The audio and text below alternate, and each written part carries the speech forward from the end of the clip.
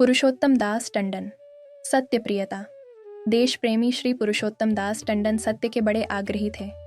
वे मानते थे कि सत्य का पालन मन, वचन और काया से होना चाहिए। सच्चा सत्यवादी ना ही कभी मन से असत्य सोचता है, ना ही असत्य वचन कहता है और अपने काया से कोई असत्य कार्य नहीं करता। वे एक सच्चे सत्यवादी थे। उनका पुत्र एक पाठशाला में अभ्यास करता था।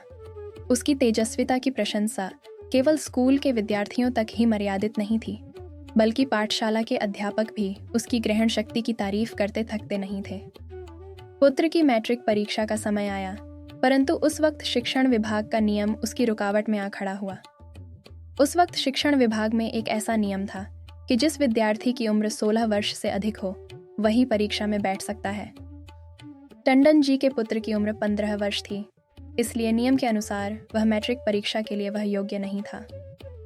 हेडमास्टर को लगा, इतने तेजस्वी विद्यार्थी के हित के लिए मुझे कुछ करना चाहिए, इसलिए उन्होंने एक उपाय खोज निकाला। एक दिन वे परीक्षा के लिए एक फार्म लेकर टंडन जी के पास पहुंचे। फार्म को उनके सामने रखते हुए बोले, आप ये फार्म भर दें, परंतु एक बात का ध्यान रखें। टंडन जी बोले, किस बात का ध्यान रखना है? हेडमास्टर जी ने कहा, देखो, पुत्र की वर्ष 16 लिखनी है। यदि उससे कम लिखी तो पुत्र परीक्षा में नहीं बैठ पाएगा। टंडन जी तुरंत बोल उठे, यह आप क्या कह रहे हैं? बच्चों को सत्य बोलने के पाठ पढ़ाने वाले आप शिक्षक होकर मुझे असत्य का मार्ग दिखा रहे हैं। नहीं, ये असत्य वाला मार्ग मुझे मंजूर नहीं। अपने पुत्र के एक छोटे स्वार्थ के लिए असत्य का सहारा लेने से मैं मरना अधिक पसंद करूंगा। मुझसे फार्म में ऐसा असत्य नहीं लिखा जाएगा।